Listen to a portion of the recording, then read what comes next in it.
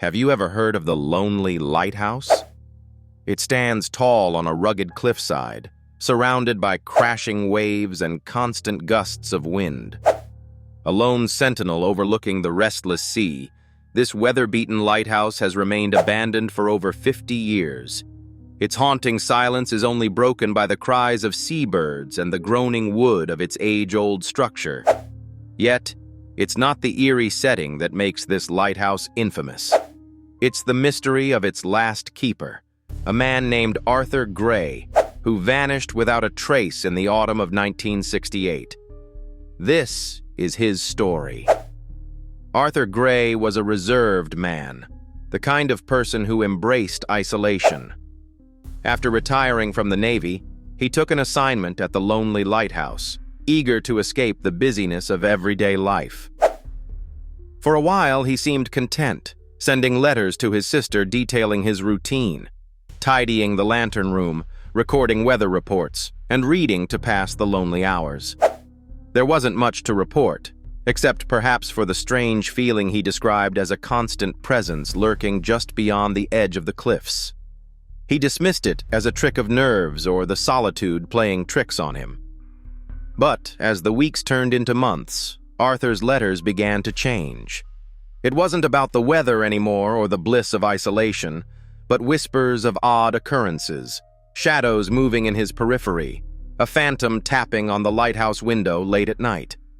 His sister, growing concerned, begged him to abandon his post, yet Arthur stubbornly refused. Then, one fateful September evening, the correspondence stopped altogether.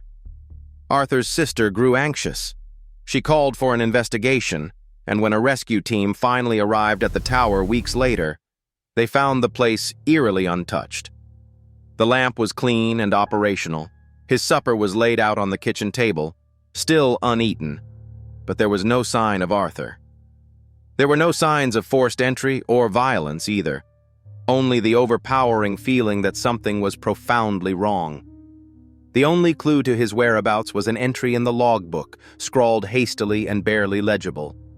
It read, "The sea sings tonight, louder than ever before. It calls my name as if it knows me. I dare not answer."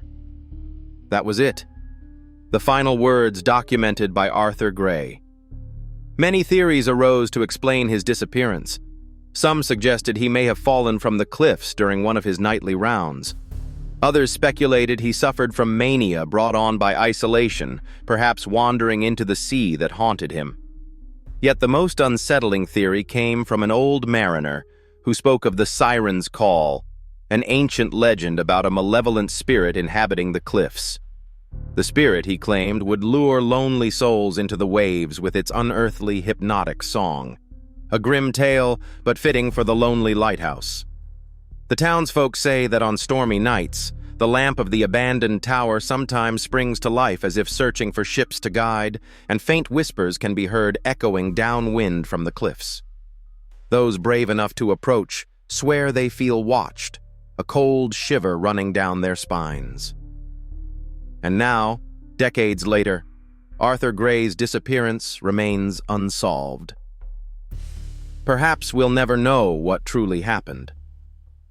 Did Arthur fall victim to his own mind, or was he claimed by something far more sinister? The Lonely Lighthouse stands as a monument to his mystery, a chilling reminder that some questions are better left unanswered. So tell me, would you dare to visit the Lonely Lighthouse on a stormy night? Or would you prefer to leave its secrets undisturbed? After all, some songs are best left unheard, lest we find ourselves singing along until the end.